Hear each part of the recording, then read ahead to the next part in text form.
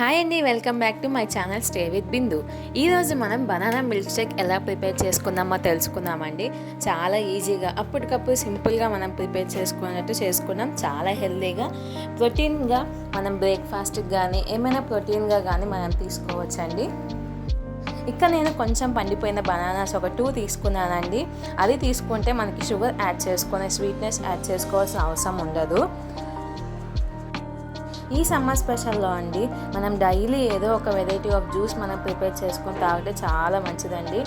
ఈ టైంలో ఇంకా ఎండలు ఎక్కువ ఉంటున్నాయని చెప్పేసి అంటున్నారు కాబట్టి మనం ఈ విధంగా మన జాగ్రత్త మనం తీసుకుంటే చాలా మంచిదండి.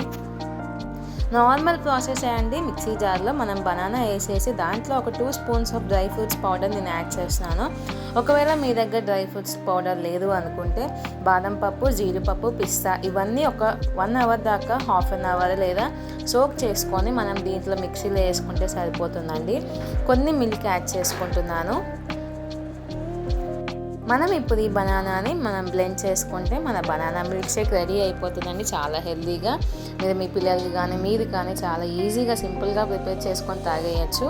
నా యూట్యూబ్ ఛానల్లో ఇంకా చాలా వెరైటీస్ ఆఫ్ జ్యూసెస్ కానీ ఫుడ్స్ కానీ చాలా ఉన్నాయండి. మీరు కూడా వెళ్ళి ఒకసారి చూసేసేయండి మీ ఫ్రీ టైంలో. Thanks for watching. Please like, share and subscribe. Have a nice day. Stay safe. Bye.